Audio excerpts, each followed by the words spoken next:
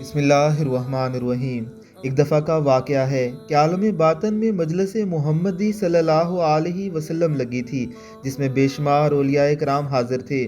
حضور نبی اکرم صلی اللہ علیہ وسلم جب اس مجلس میں تشریف لائے تو آپ کے ساتھ حضرت ابوبکر صدیق، حضرت عمر فاروق، حضرت عثمان ذی النورین، حضرت علی المرتضیٰ، حضرت امام حسن و حسین اور ان کی والدہ حضرت فاطمہ الزہرا رضی اللہ تعالی عنہم بھی تھے۔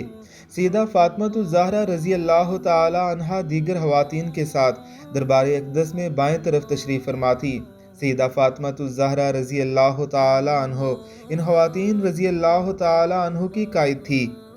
تب آپ رضی اللہ تعالی عنہ نے یہ درود مبارکہ پڑھا تھا: اللہم صلی علی من روحہ محراب الارواح والملائکۃ والکون، اللہم صلی علی من ہوا امام الانبیاء والمرسلین، اللہم صلی علی من ہوا امام اہل الجنت عباد اللہ المؤمنین۔ اے اللہ ان پر درود بھیج جن کی روح محراب ہے، روحوں کی، ملائکہ کی اور کائنات کی۔